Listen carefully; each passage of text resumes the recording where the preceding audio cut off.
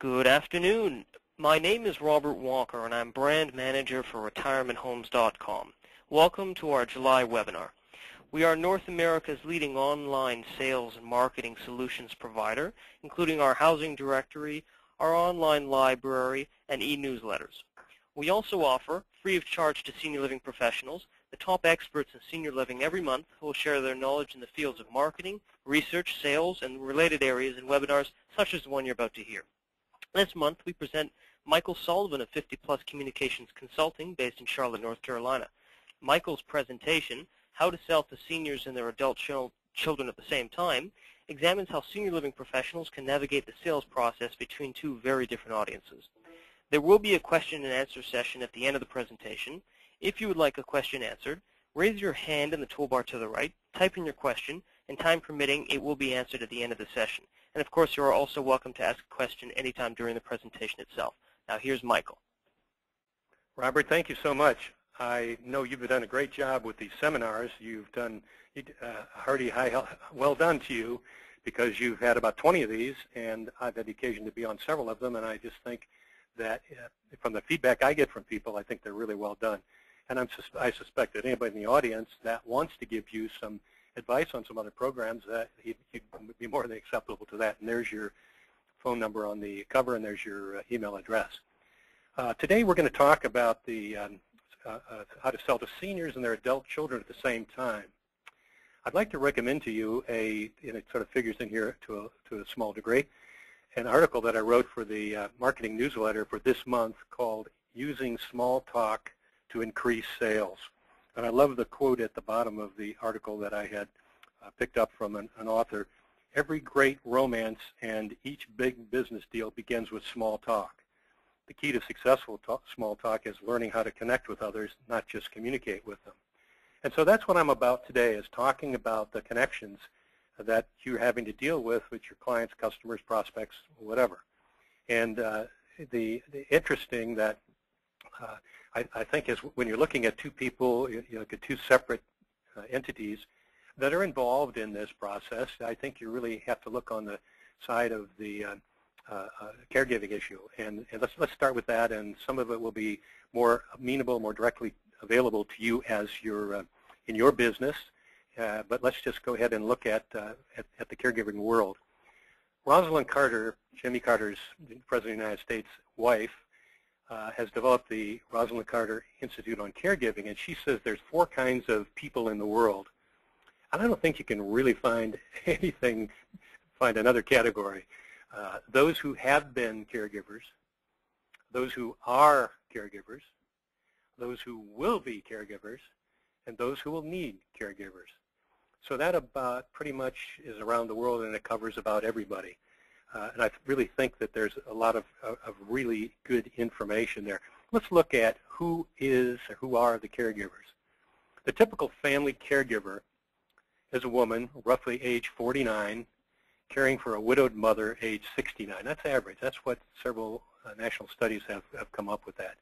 So it's usually the oldest daughter, and that's that part of their adult children that we're talking about here.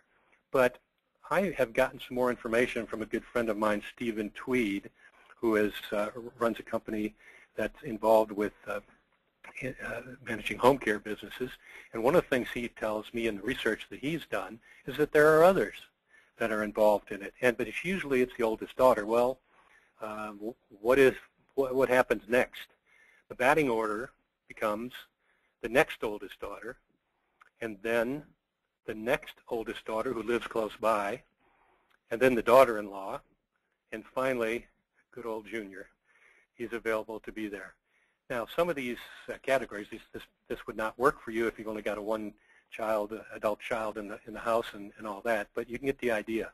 I think we've always heard over the years, and I've told we have 5 children, and I've told my oldest daughter, you're the one. You're going to be the one for my wife and myself. The interesting part about it, we're dealing with 2 generations as we're dealing with seniors and their adult children. And one of those generations is the matures, age 49 years old, ages 68 and up, and baby boomers, age 48 to 67. So it's really 2 distinct different generations. And they are quite distinct. I don't know, so many of you probably fall in the category of at least be Boomer or Gen X, probably not matures, but there are big differences in these top two older generations. The point I want to make here is they are different generations. That's really, really big. And here is one way to look at the differences between the matures, that first group I mentioned, and the baby boomers. The matures are really, some of the value system that they share are self-sacrifice, especially for their children, respect for authority, which turns out to be a little different when you're dealing with boomers. And in terms of retirement, they've earned it because of all their hard work. They're very frugal, responsible. Caution is a big hallmark for them, and they're always looking for value. Now the boomers, the other generation, one of the ways it's been described is boomers have taken a voyage to the interior. It's a focus on themselves.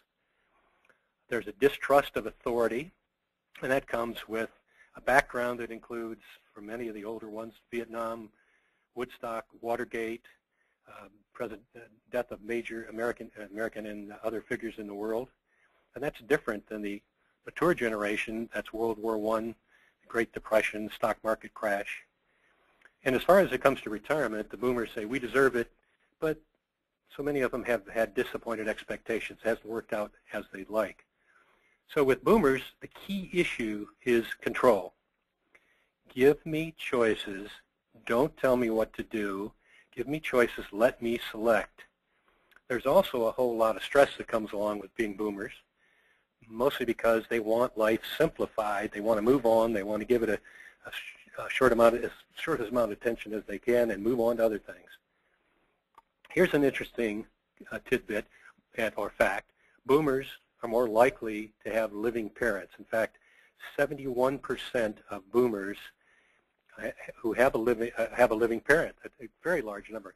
The reason for that is all the reasons we know that we're in business. The longevity bonus, the fact that people are living longer and moving into categories. That may not always mean you have it's just that the mother is available longer living or the father, but it could be both. It could be one or the other. Another factor in all this is that boomers are more likely to have living parents, and they too are likely to have children at the same time. About a third of those who have living parents have children. And that brings up the issue of the sandwich generation, the pressure that it takes to raise children and take care of and help in the decision-making process for people of age. We were lucky enough to have 4 generations. We were lucky enough to have a mother to deal with my wife's mother, ourselves, our kids, and our grandkids. I call that the club sandwich generation. So for older parents, the decision to move into a new place is often one of the hardest ones associated with this stage of life. I have to tell you that because we're in the midst of downsizing right at this moment, and it is really, really tough decision to move after you've lived somewhere for 25 to 30 years in one place. So powerful emotions. Senator Russell Feinberg, Wisconsin senator, said a quote about what happens is, caregiving involves their loved ones. It involves guilt. It involves their fears for the future. It involves the very heart of family values. And one thing we know, the farther the physical distance, the harder it is to keep the family connected. That could be individual adult children. It could be whatever, but it's harder to keep the family connected, and it's harder to get the decision made when it's requiring a group decision. But as with all things, the family may have to get used to it. It takes time to develop things, and sometimes that first part of that senior relationship, the relationship they have with you, it's just going to take time for them to get used to it. Now, the older children often think of their parents as getting older, but never being old. Yeah, they're older, but they're not being old, and so that's a bit of a misconception on their part, but that's the way they see things going. They see that their parents are struggling with the daily chores of life. They're perhaps starting to have obvious memory problems. they see them as no longer able to handle all that's required to live in their home independently. So something has to be done, and they are now part of a decision team that's working to try to make things happen. But there's a certain amount of issues involved with the boomer children. As adult children care for their older parents, they face many certain universal problems. Divorce rate for boomers is almost 50%. Remarriage is about 60%, and that's 60% failure on a remarriage. Careers are a big issue. 2/3 of boomers have jobs. And so dealing with people and taking the time to work with their parents and all is something that may result in lost income, lost benefits from the company that they work for because of time off, because of other kinds of things, or even having to leave the job for a while. One of the things we know that the relationship between seniors and between the matures and the boomers is that language can be a problem. A wonderful book, which you might want to read, it's a few years old now, Mary Pfeiffer, in her book, Another Country, Navigating the Emotional Terrain of Our Elders. She talks about all those issues. She talks about the difference. She's not referring to time zones in terms of time. She's referring to time zone in terms of, well, another country. It's actually, you're dealing with people that just aren't on the same wavelength when it comes to things. So for older adults, one of the things that happens in the process that's really necessary, and you'll observe it in your own situations, is they're learning to accept vulnerabilities and to ask for help. If you think back to the description of the matures, they didn't really want help. They were the generation that pioneered, that did other kinds of things, and they really don't want to turn to their children for help or ask for help. But some things happen, and sometime after retirement, somebody's pointed out, from daily working for a living and the onset of chronic illness that occurs in old age, sometimes many of them develop a blind spot. They just don't see it. They don't see what that next move is going to be, what's going to happen, what their vulnerabilities are, and what's going to happen going forward.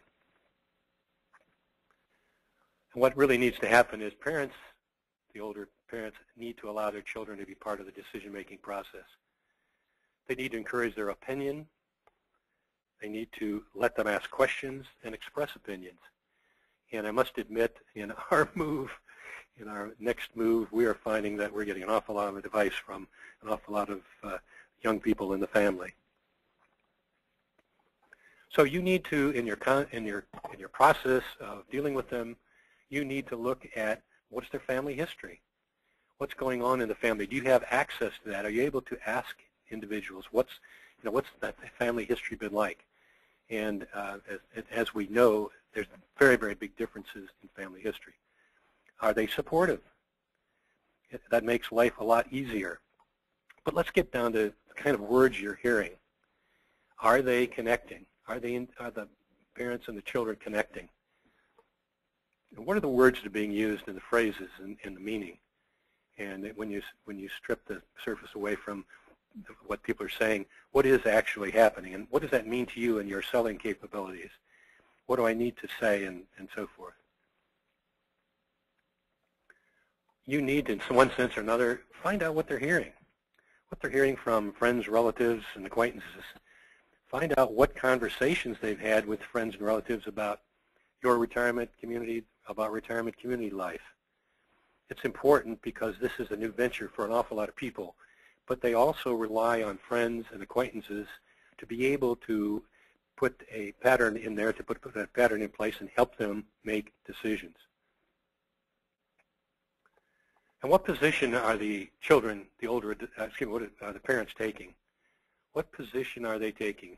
What are they saying? What are they stating? What are they saying? Is it negative? Is it positive about you and the facility or retirement life? And then, of course, what position are the adult children taking? And is it happening that you can get a guess by what they're saying, you can get it by direct questioning. You really need to explore what they're hearing about the housing options you represent. And because that's a fine way to get, an excellent way to get the exact information, is to have them put it in the terms of what another person is saying. tell me, what are your friends saying about this situation? What are your friends saying about this time of life? What are your friends saying about this method of retirement options, housing options? So you need to respond by talking about your place, your facility, your community in terms of convenience, but give examples. Don't just say it's convenient. Tell me how it's convenient. Tell me in the parlance of people who live there. Well, Mr. and Mrs. Smith have told me that it's really amazing how they can do this, they can do that. Just the other day, somebody told me that this is really, really convenient. This type of living really works out for me. So here's a key point. Tell them a story about your senior living residence.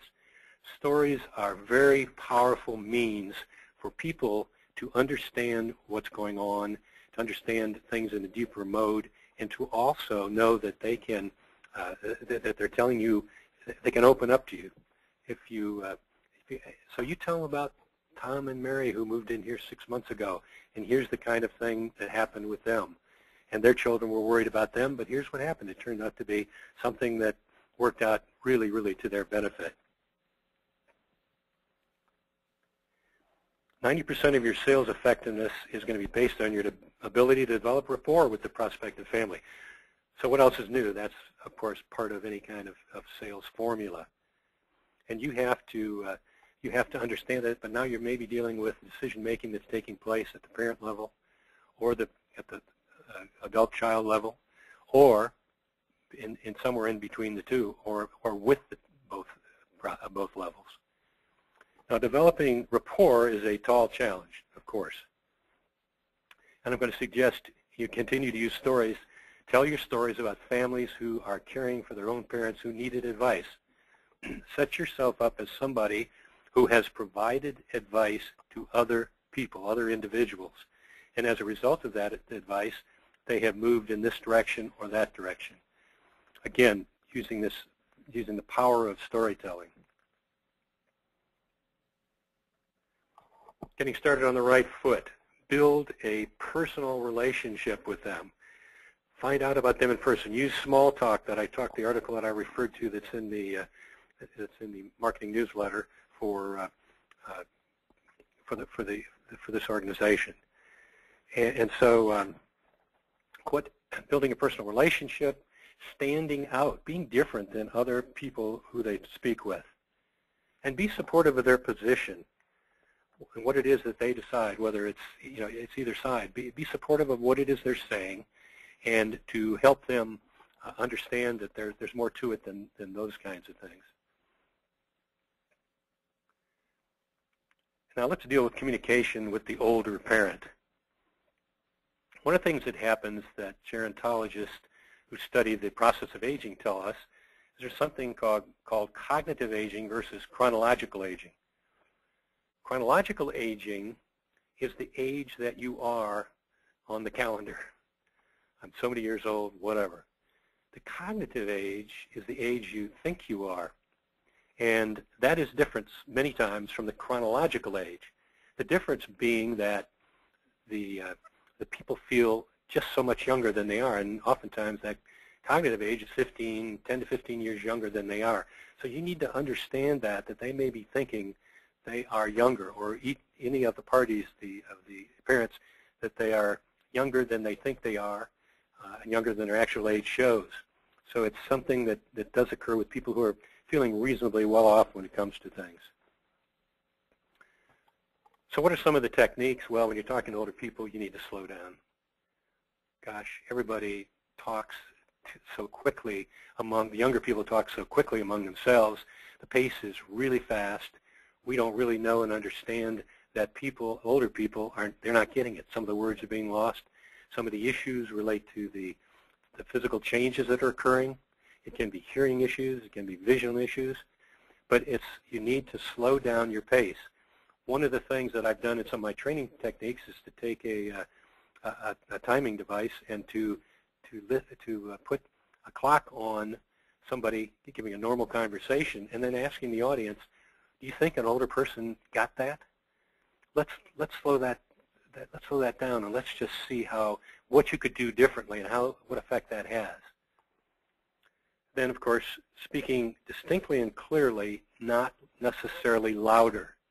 I think the reaction to many young people when dealing with people of age is to talk louder. Well, I see they can't hear me. I know they have a little bit of an issue hearing, but we tend to crank it up. We tend to go to full tone level, very loud. And of course, one of the things you need to do is ask questions showing, number one, that you understand where they're coming from, and you're understanding their issues, and you're understanding the kinds of things that they're having to deal with. So ask simple questions of them.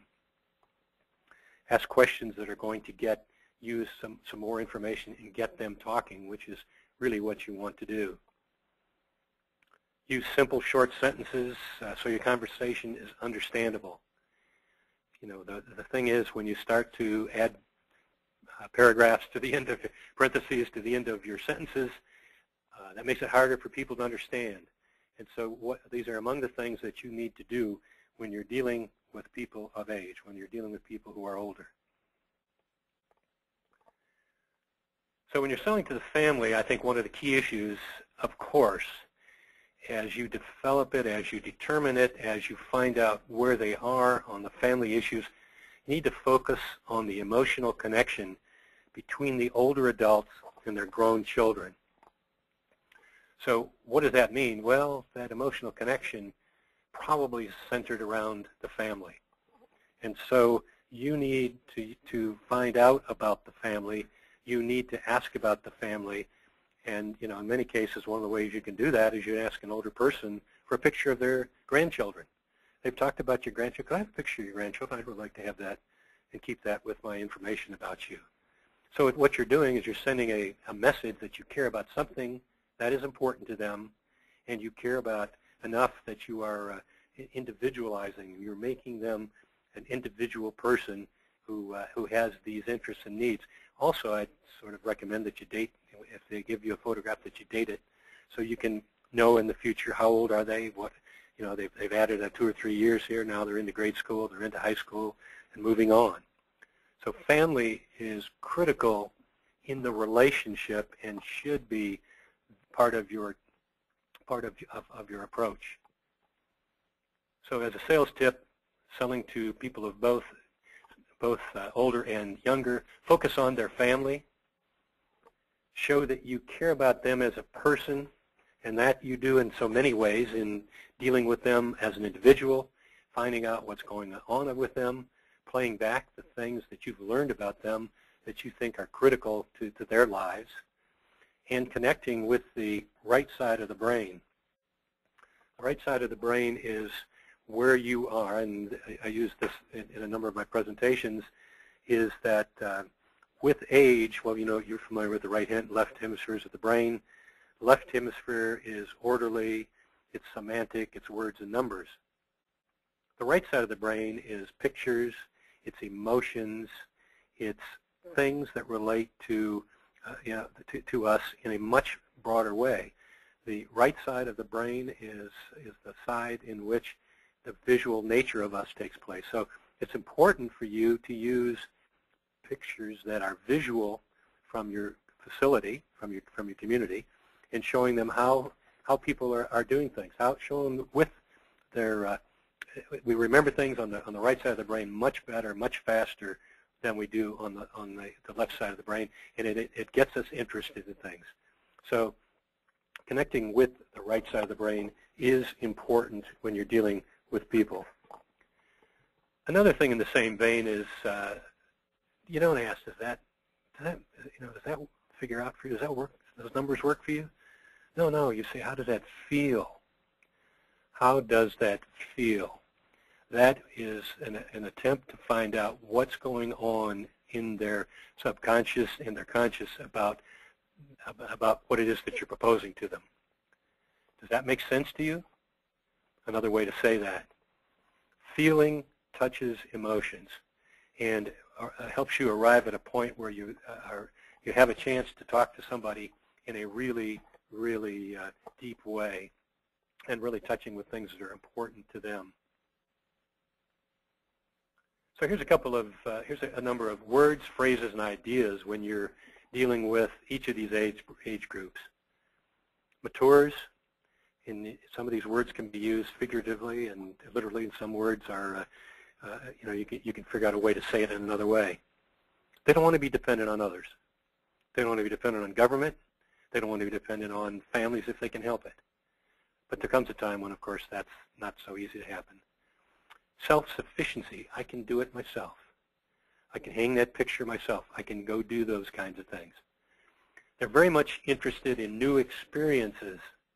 And so the programs that you offer at your facility oftentimes are based on them having new experiences and them having a different view, a different aura that they put around your facility. This is the way I think about this place. They really are letting us have new experiences all the time.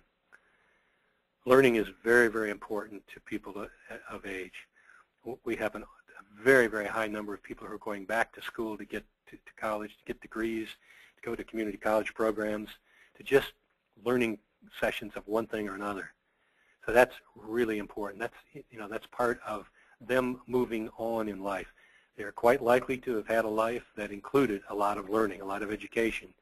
And so many of them want to proceed in that vein and to move forward. And of course, when you're dealing with family, it's the children and it's the grandchildren that are emotional words for them, or that create emotionality. It's doing things together, because that generation is really, really into a unified approach to things. They want to do a lot of things together. Travel is important to them, or as part of the new experiences, and that may or may not work out with your facility, depends. Helping others, they very much are very much charitable. They want to do other kinds of things, and you can tailor things, whether inside of the walls of your community or outside, to creating situations for them to help others. They're very generous. They really want to give back in so many ways. Generosity is big. It's the boomers and the older groups are the biggest givers per gift of any charitable donations. Very powerful. So are those things that you can work out that are important to you, that you can bring up when you're dealing with them? Well, let's talk about boomers for a second. Boomers, it's the possibilities. I want to do new things. I want to be exposed to different possibilities. I'm learning about new things. I want to learn about new things.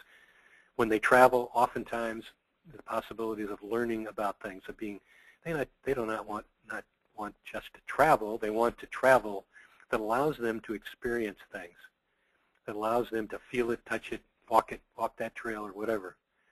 So possibilities is a strong word for boomers. Choices, I mentioned to you, they want to make the choice. You give me the options and I will make the choice. So that's something that you need to move towards. Don't decide it for me. I will make the choice. You help me, give me the options, give me the ideas that you have, and I will make the choice. Personal experiences for this generation is really important also. And so in so many ways they're fulfilling that, in so many ways that their life is directed towards so many different kinds of things. A personal experience is also very powerful. But I want things that are going to be self-fulfilling to me. I want things that are going to help me be a better person, help people be better people. I want something that doing this work with my parents and helping make these decisions is very fulfilling to me. But that's always maintaining control. I have to be in control. And control allows me to deal with one of my major issues, which is the fact that I don't have time for all these things. I've got a family to raise. I've got work to take care of. Time means I want it simplified. So simplification is very powerful when you're dealing with people of age and boomers. So the family in one form or another is extremely powerful in dealing with people of age. I love this quote from American actress Bette Davis. She said, "Aging is no place for sissies." And she didn't say that when she was 20 or 30 or 40. She said it when she was 70 or 80. And she said, you know, it's a tough life. There's some things you have to do. There's some changes you have to make. When you have to move from this facility, when you have to downsize, that's no place for sissies. You have to be a strong person and have strong character. Well, Robert, I'm going to hold on here and finish up my remarks, and I'd take any questions you might have, and if there's anything you want to go over in terms of your roles and responsibility, we'd like to hear that. Yes, thank you, Michael. Again, this is Robert here with retirementhomes.com. So again, everyone, if you have any questions for Michael, please feel free to submit them on the right. Raise your hand, and I will unmute you. First, I'd like to invite Donna to ask a question. Go ahead, Donna.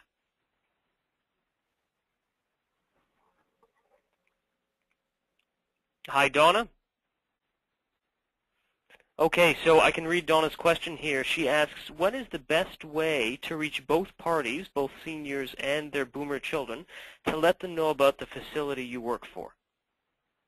I'm not sure there's any best way to do that, but I think one of the things, you know, you're already embarking on a way to show those things. I think what you need to do in terms of the imaging, in terms of how you are doing it, I think what you need to do is to show show both generations doing things together, not in doing something meaningful together. I think that's one of my critiques of so much advertising in the business is we have the daughter and the mother, we have the father and the daughter, we have this and that. What we really need to do is have them doing something meaningful, something that really shows them. It shows them in a way that they wouldn't have thought of, perhaps, in how they looked, how they viewed your location, how they viewed your community. In terms of the reach of that depends on what methods you have going right now. Boomers are big who work the Facebook and other sites, and so you need to be involved in that. And I think there are people that have come forward, and there are in the newsletter from Retirement Homes that will show you how to do those things and how important it is to do those things. So, you know, doing those kinds of things. And I think the other thing is getting people to talk about those, getting people to tell their story about themselves and their parents, and to some way or another to produce that story and take it out. And whether that's, you know, if that's an online, if that's on your website, and it's something you produce to show people, whatever. I think I would just try to stay away from what has ended up in this industry is kind of the common road is things that are trite and whatever. So I think that's the way you might want to think about the best way to reach both parties. And I'm not sure you're going to get them both at the same time, but you might even have a party for them, for the people that are in your locale. You might have something that highlights. It's an invite them over kind of session. It could be individualized, or it could be a kind of a group session where you let them see what it's like. And I know you do have tours and you have all those things, but maybe you have something that represents, it's really tailored to these two generations, and the messaging is very strong to those generations. Hey, why don't you come over and learn more about us and how we help, how parents and their children, endure some of the things that are happening. Okay, thank you, Michael. We have another question here from Melanie. Melanie asks, do you have any research to show if mailers work for both generations? And furthermore, if you work for an independent living community, would you deem it more appropriate to market to the actual prospective resident or their boomer child? Okay. Give me that first one again. I was still trying to write it down as we went. Sure. So, do you have any research to show if mailers work for both generations? I do not have research that shows that, but that it may well be out there somewhere. I think there's more and more people talking about this issue than there have been before. I tend to spend a lot of time online looking for how people are doing things, but I don't necessarily remember any. I did see some work that was done in the MAMBA, that's the Retirement Homes annual advertising competition, and there was some really superb work being done in there on people who were using mailers and other things to promote to show what the nature of their facility is or was. And then Robert, the second one was. Independent living? The question is, if you work in an independent living community, for example, which is more appropriate? Should you be selling directly to the senior prospective resident or to their, let's say, 50-something adult child who's accompanying them? I'm not sure there's one way or another where it gets to be better. We do know that if you're preparing literature for an older person who would get read, that's for sure. The question is the boomer going to have time to do those kinds of things, and is there a better way to reach that person? And I think there's so many ways that you may be able to set yourself up or your community up as somebody that has the answers. I've always found that marketers as educators are really, really successful, that they go about showing people how to get things done, and they and that means exploring. You say, well, I don't know, we're not sure what topics. Well, why don't you get a bunch of people around a table, invite them in for lunch, and say, let's talk about this subject. What do you think? One of the great things you can rely on is the knowledge, know-how, and the experience of your clients and your customers and your patients. And so is to get them in and listen to what they have to say. And they will, oftentimes, give you some ideas you hadn't even thought about. And all you're out is the cost of a lunch or the cost of serving them at your location. But you're able to say, we want to make this space available for more people like yourselves. Give us a help. Give us a hand. Tell us how we might be able to do this sort of thing. And among other things, they could become advocates for you, and they might even, I've heard of some people that have even gone so far as to create business cards for people like that when they're out in the world and when they're making their contacts, to be able to recommend people to you, to your institution. Robert? Yes, hi. We actually just got a follow-up email, or a follow-up question, from Ted. He's basically asking, will a prospective senior resident be insulted if you are to be seen as selling to their adult child instead of them? I think there's a danger to that, yes. I think if the middle ground is family, or the middle ground is whatever, yes, I think that, if you're dealing, that's a troublesome case sometimes, if a person doesn't really take it right. If they see, I think the issue is going to be how you are able to state it and how you're able to present the information for them, so that that does not, you can't help but get all kinds of reactions, and some of them will be adverse than others. But I think the issue is, ask them for permission. Can I deal with your daughter-in-law? Would your daughter-in-law be interested in some information about us? Or you try to take the information I wrote, and so that she might understand better where her mom's going or her dad's going, or mom or dad may be living. So there are different ways to do different things, and I think, yes, you have to be careful of that. Okay. But sometimes you ask permission. Okay. We have another question here from Steve. He asks, since most prospects will want to think about your presentation of the property to them before making a buying decision, what would be an appropriate call to action to use when finishing your presentation without coming across as too pushy or heavy-handed?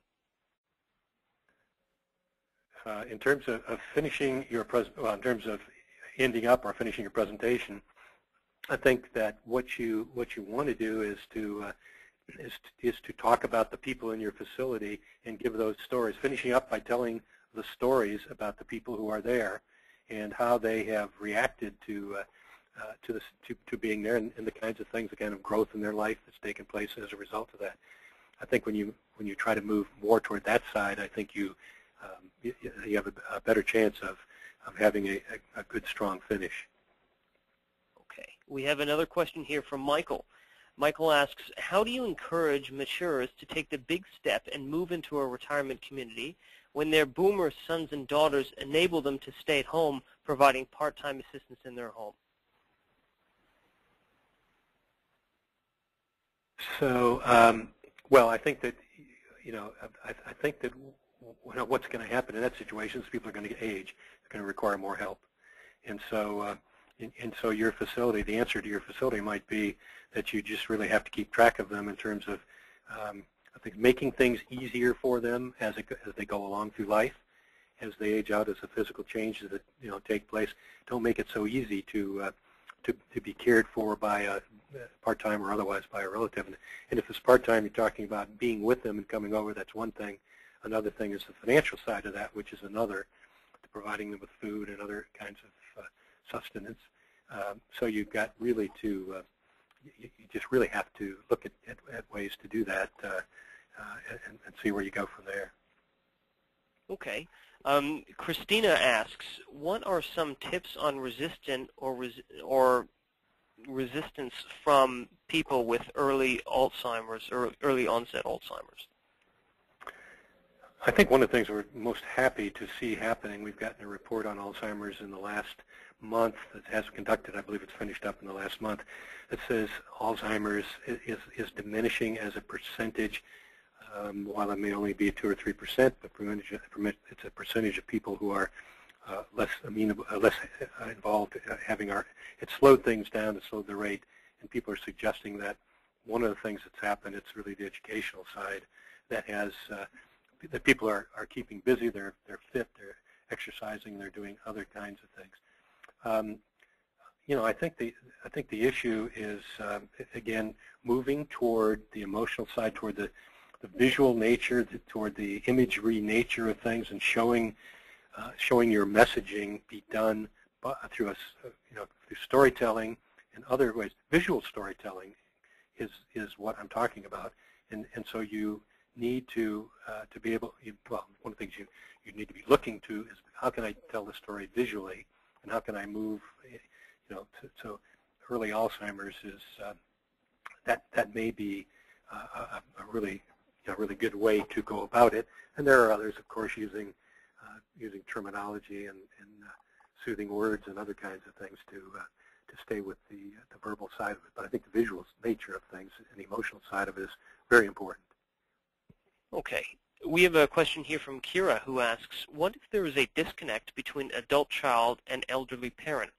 How do you build rapport between both yourself and the prospect and between the adult and child? I think the issue is going to be how deep is that divide? How deep is the feelings and the issues? And most oftentimes, you've got to be concerned about that divide and what is it and how does it stand? I think you've got to ask questions about it and see how it goes. And I think the other thing is, are there other family members that might be part of this discussion? And the disconnect might be with one person, but not with a number of people, a number of family members. And is there a way to approach it from the broader perspective of broader family members? Disconnect is disconnect. I'm not sure that we're not pop psychologists and we're not this and that, but I think one of the things that happens is that you just see how are there other people involved?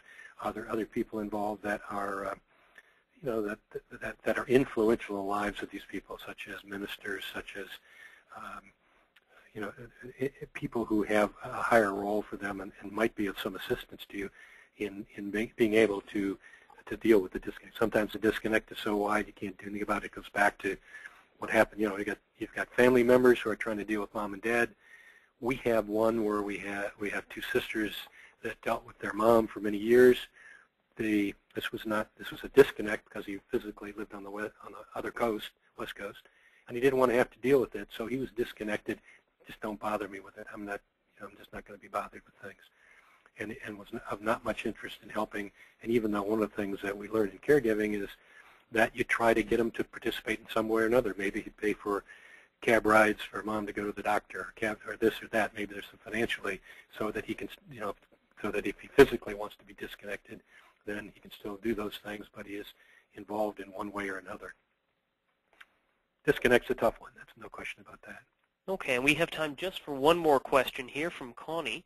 And Connie asks, what are the different kinds of educational presentations which are helpful for both generations? Educational presentations about the facility or about the type of lifestyle? The sales presentation, yeah. Sales presentations. I think that I think that anything you can do to again, I'm going to come back to telling stories again. I think that you really need to spend time, building that. And I think in terms of sales presentations, it might be that you deal with people who are, you can get them in a room and you can talk to them about things. You can find some way to communicate with them. Oftentimes, the older person cannot go online or cannot, very much use the computer as much as they'd like to be able to view some things that you've sent them. But I think the issue really may be is presenting yourself in terms of the stories. I keep coming back to the stories. Stories have deep resonance with people, and they tell tales. They tell the gist of what you're trying to accomplish without having to spend the time trying to accomplish that with just words and that's it. So stories and heavy use of visuals is really important. Okay, thank you again, Michael, for that presentation. Again, that was Michael Sullivan of 50 Plus Communications Consulting. And again, if any further questions, please feel free to follow up both with Michael and myself. All the information is there on the screen. This presentation will be available on our website, retirementhomes.com, and at youtube.com/retirementhomes. The recording of the webinar, plus all slides, will be mailed out to all registrants as soon as possible, so make sure to check your email for that. As Michael did mention, we do have the annual Mamba Awards. This will be our third year this summer. And the Mamba Awards recognize the best marketing efforts made by senior living communities across the world. So again, watch your email for that as well. Great marketing opportunity to promote to prospects as well. Next month, we welcome Lisa Laguerre of Dixon Hughes Good Media Accounting Firm, who will discuss the biggest financial mistakes made by senior living communities. Once again, check retirementhomes.com for information on our upcoming monthly webinars, or contact me, Robert, at retirementhomes.com for all details. Have a great